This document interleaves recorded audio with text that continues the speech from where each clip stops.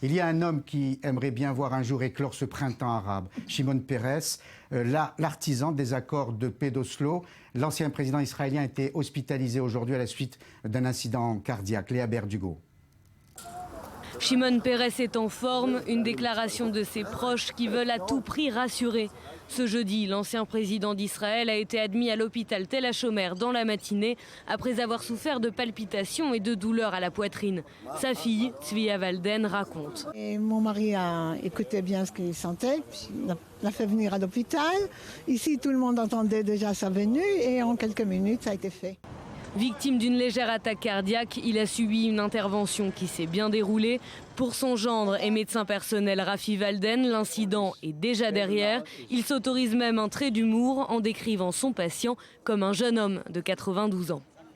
Et maintenant, il est en pleine forme. Il insiste à continuer son programme de la journée. Il rouspète contre son équipe qui insiste qu'il reste à l'hôpital.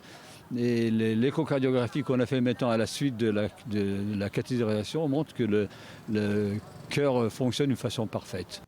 Un épisode qui a suscité une forte émotion sur la scène internationale et en Israël. Les messages de soutien à l'adresse du lauréat du prix Nobel de la paix se sont multipliés. Son fils tient à exprimer sa gratitude.